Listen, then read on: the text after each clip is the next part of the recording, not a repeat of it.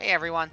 So today I'm going to be going over Chloe, and this is going to be one of the longer videos I do because Chloe has a lot of stuff to go over, so let's just get right into our Kaigan. So my Chloe is currently 520, and I do have the frags to 523, but there are a couple other options we can go through here. To start, you obviously always want to dump 5 points into Gate 1, and max that out for the extra HP and stats. Gate 2, when it's maxed out, will give you 5% physical defense, 10% HP, and 10 crit rate.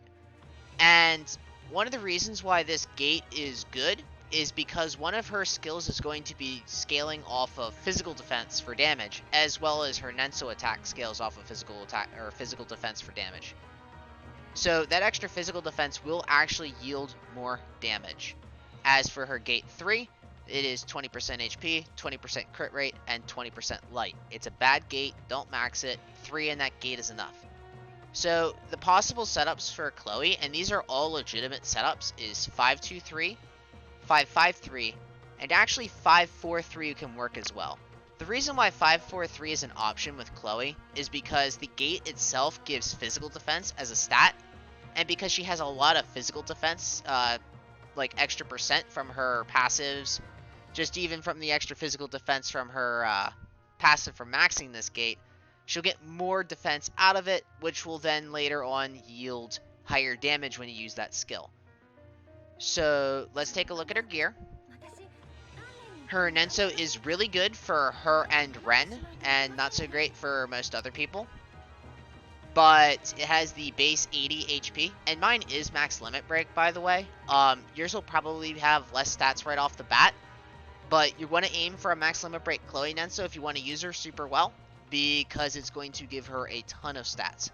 So the Scarlet Flame Knight Groot gets 640 HP, and then there is the Chloe and Ren group that get 24 slash damage modifier and 8% area attack resistance.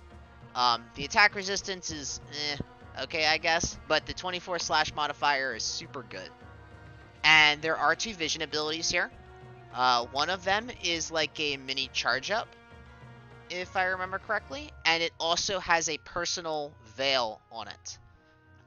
The other one is an attack that scales off defense, if I remember correctly. And the VCR from this Nensou is really good. Like, when you first get your Chloe Nensou, you should save a couple of dupes and don't merge them, because you're going to want a couple of these VCRs. So her VCR is this awesome sword. It has 50 attack, 25 healing, 15 light, and I forget, is that dark resistance or dark exploit? It's actually dark exploit, which means that you'll do additional damage if you use a light skill on a dark unit. So it's very good offensively. Other units that can use this very well, as you can see down here, I have Zane wielding it. It is best in slot for Zane. It's best in slot for Chloe. Every once in a while, if I need my cannon to do really high single target damage for a boss, the Yomi Hard Quest line for her Job Plus comes to mind. I will use this on my cannon. If you want to run Logi, this will be good for him. If you want to run Bado, this will be good for him, because the plus 15 light is just straight up extra damage for light units. It doesn't have to be a light skill. And most of these units have light skills, so they can use the dark exploit on dark units. And with 50 attack to boot and some extra healing, this is one of, if not the best weapon in the game for a light single sword or a single-handed sword unit. So there are 2 more equips here. These are not necessarily mandatory, but they are helpful. These will not be out at first. These came along with her Job Plus. And let's start with the farmable piece of gear, the Red Rabbit. The title actually says it's Nina's. These are both good in Nina and Chloe's possession, but I generally keep them in Chloe's possession. This has 390 HP and 35 stun resistance, and it also has 10 dark exploit. Now, if you're using this, if you're using the VCR, the dark exploit does not stack. I just kind of have it on here because it means I don't have to move regen armor around all the time. I can always swap it for regen armor, which I normally do if I'm using Chloe. This is just kind of a an off thing I have because I sometimes fit her into teams. When you have this in battle, it's also going to give everyone in the Scarlet Flame Knight group an extra buff of 30 physical attack, 30 physical defense, 30 magic attack, and 30 magic defense. This isn't like super good, but in Chloe's case, you know, a little extra physical attack, a little extra physical defense, no harm. Regen armor is better, in my opinion, and I would be running that if I had her in an actual map.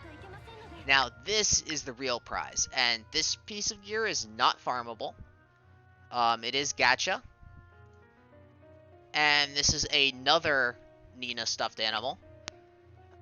This one's going to give 40 magic defense, 30 debuff resistance, 10 agility, and 5 jewels obtained. And it'll also give everyone in the Scarlet Flame Knight group an additional 50 physical defense, 5 agility, and 15 light. However, unlike the Dark Exploit on the Red Rabbit, this one is considered a buff, so it actually will stack with your VCR. So Chloe will be going into the map and getting an additional 30 light, which is huge. Very good. If you want to run Chloe, this is a best in slot item on her. You can always sub out the regen armor.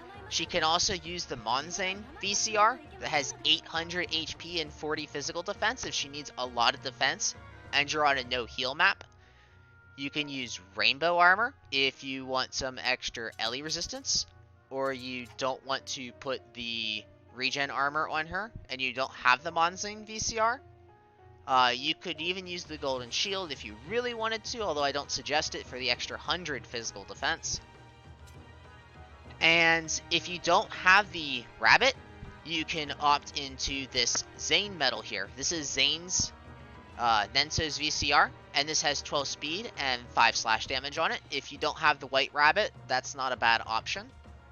And for the last idea of what you can slot into, this is the Pierce Charge Up Armor. And why would Chloe use Pierce Charge Up Armor? Because it also gives 100% physical defense, and it has two charge up on it, and that 100% physical defense she can use as a mini charge up to make her defense scaling skills hit even harder. This is kind of more niche. It's not necessarily advisable. Regen armor will always be better, and if you need a ton of HP, Monzane armor is probably better if you don't need regen. But it's another option. She has a lot of ways she can be set up, is kind of what I'm getting at here. So, as you can see, Chloe is in her Job Plus. She still has access to her Pieta if she really wants it, and she really wants the heals off of it. But generally, I run her as her Job Plus. And there's an additional skill she'll get from her VCR and her Job Plus that I will show you once I'm in the map. But before we get there, let's take a quick look at her loadout. So I prefer running her Job Plus main with Job Plus sub. Her Job Plus reactive, she gets Holy Guard plus 3, and we generally run that.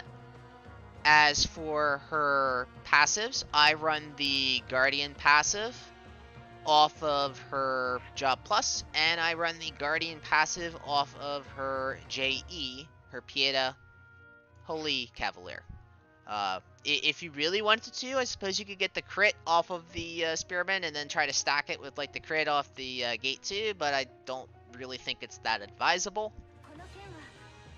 So let's not delay anymore and get into a map, because I'm sure this video is starting to rack up the minutes here.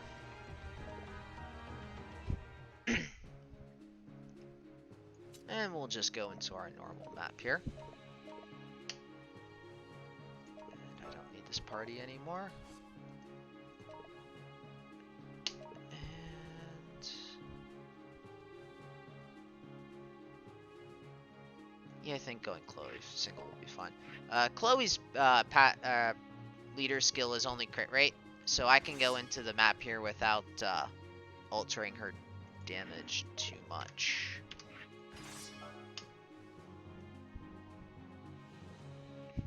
One of the reasons I'm going over Chloe is because of the discrepancies between her JE and her Job Plus, and the fact that Global isn't going to have the Job Plus, but to at least show you why you should be saving your Chloe frags for when she does get it.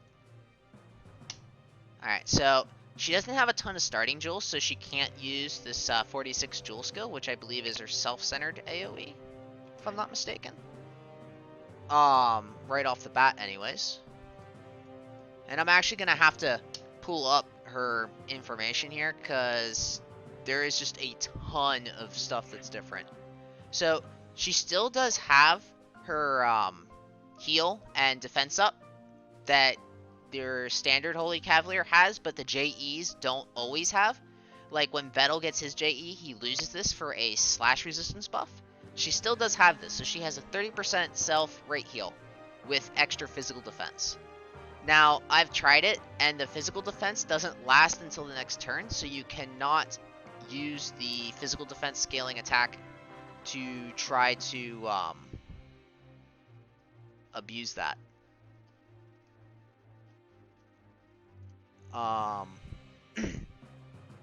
So, the next attack is this AoE, and unlike in other Holy Cavaliers, this is going to hit twice. And that means it's better for taking out shields than the standard attack. But it's also going to buff her agility. And I guess I'm just going to gather some jewels here so I can start showing off the skills.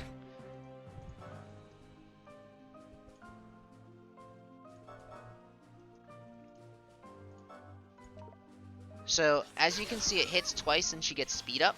That is a 20% agility boost. And it'll last for 3 turns, I believe.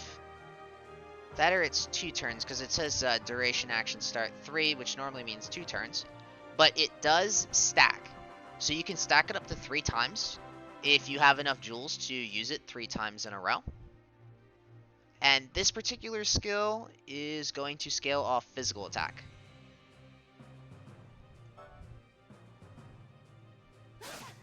And let's just let the enemies go real quick.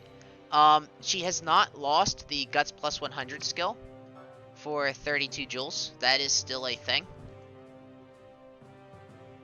So it's kind of just a throwaway skill. Now, if we go over here, the 46 jewel attack, this is the one that scales off physical defense. She will do more damage the more physical defense she has. It'll also slow enemies' agility by 20%. And it actually has a pretty nice damage that'll come off of it. And I will show that off. Chloe's a little more difficult than some of the others because she can't really collect jewels as nicely.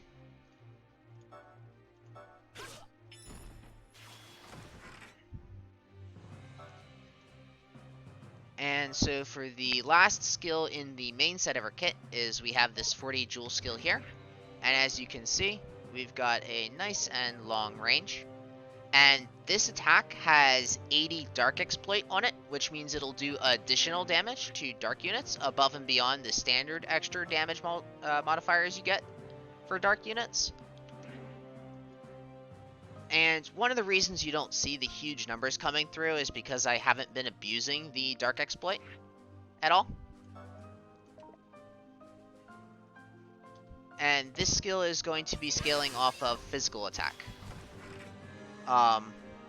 So let's exit out here, and then I'll show you her sub-kit, because there are changes on her sub-kit too. Chloe has a lot of changes, and combine that with the vision abilities and the change to her VCR ability, it makes for a lot of stuff to show off. So she hasn't lost her shield bash, but instead of the cleanse rock, she now has this ranged attack, which is going to lower physical attack, magic attack by 30% and move by 1. And then below that, you have another one that will do minus 30% physical defense and magic defense and jump by 1. And then for the last skill in her kit is 50 jewels, so I'm going to have to gather some.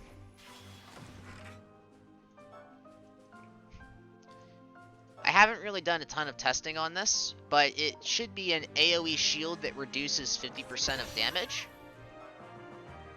And I didn't see anything specifically about the number of turns it lasts, but we can't really test it on this map because the enemies on this map only do 1 damage.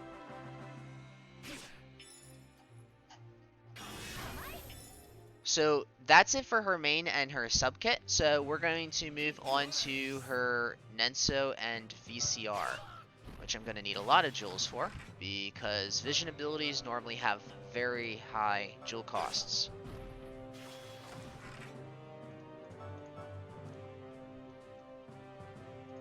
Alright. So we are going to start with the attack here. Now this attack comes from the Nensou. This is a vision ability from the Nensou. And if I could just pull it up here. This attack scales off of physical defense. So if you tried using that Pierce charge-up armor like I told you earlier, you could scale this up even higher with your physical defense. It should do additional... No, it doesn't have Dark Exploit on it. It has light and single target attack, which are just standard multipliers you'll get on any unit type. Now, if instead of using that first, we could use the mini charge up for 30 joules. Now this will raise your physical attack and physical defense by 100, and it gives you a 3-turn veil. It is a little expensive. It costs 30 joules, but I'd say 30 joules is worth it for a self veil and a charge up, because now if you take a look at these damages, Chloe's outputting a lot of damage. That's how much an extra 100% physical defense can add to one of Chloe's attacks, which is why I suggest using the Pierce charge up armor as a gimmick. Maybe not as a main thing. And while I'm at it, I'm going to go ahead and show off the damage from the other physical defense scaling technique, which was 7k self AoE on dark enemies.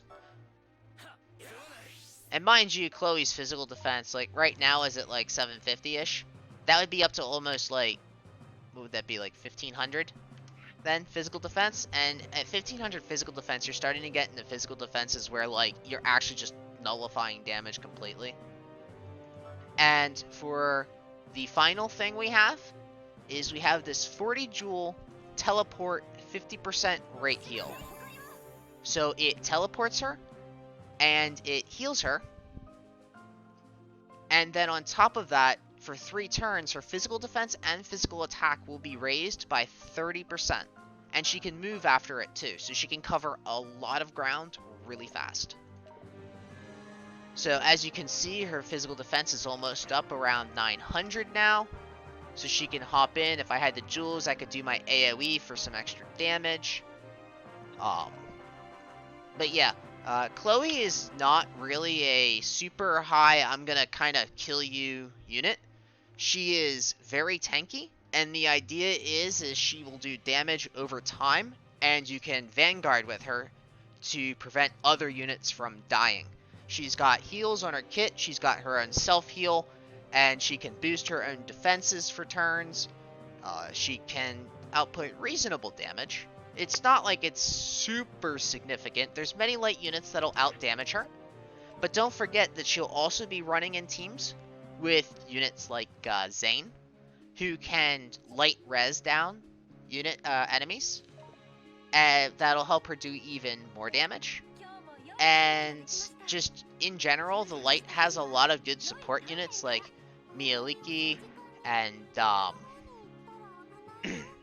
even Cannon to some extent for wave clear, or not wave clear, AoE charge up nuking. to get rid of some of the bigger threats for Chloe, so that way she can tank and she's not getting overwhelmed. Light does have a lot of utility that way, more so than some other elements might have. And it really all kind of comes together and makes Chloe a good linchpin unit. Like, she's not going to, like, be saving the day or anything, but what she is going to do is she's going to increase your team's consistency a lot, just by giving that extra utility and the heals and the tank that Light needs.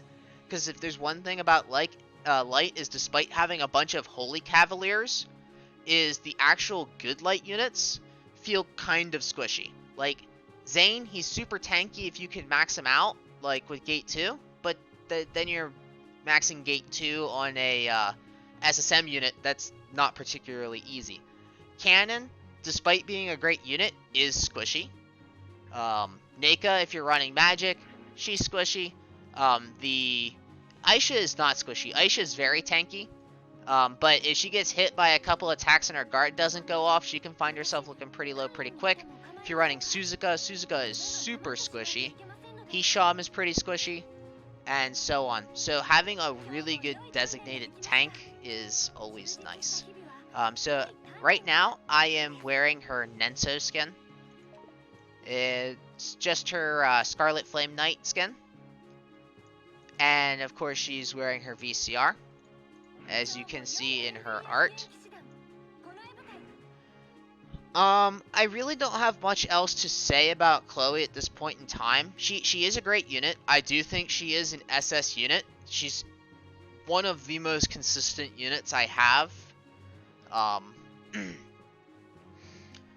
My words of advice is make sure you're able to 5-2-3 Chloe.